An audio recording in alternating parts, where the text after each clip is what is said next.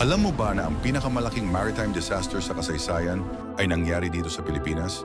Disyembre 20, 1987, ang passenger ferry na Doña Paz ay bumangga sa oil tanker sa tubig ng Pilipinas. 4,300 at 41 tao ang namatay. Pero hindi ito aksidente lang. Ang ferry ay overloaded, 3 beses higit sa legal capacity nito. Walang gumaganang radio, walang sapat na life jackets. Lahat ng safety violations na ito ay tinakpan ng corrupt na maritime officials na nasuhulan. Nang bumangga ang 2 barko, nagsimulang kumalat ang apoy sa tubig dahil sa langis. Ang mga pasahero ay nakulong sa ibaba habang umaapoy ang dagat sa paligid nila. Ang crew ng tanker ay tumakas at hindi tumulong sa rescue. Mga katawan ay patuloy na napadpad sa baybayin ng mga buwan.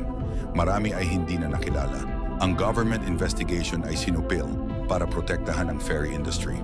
Ang mga opisyal ay pinili ang pera kaysa sa buhay ng mga Pilipino.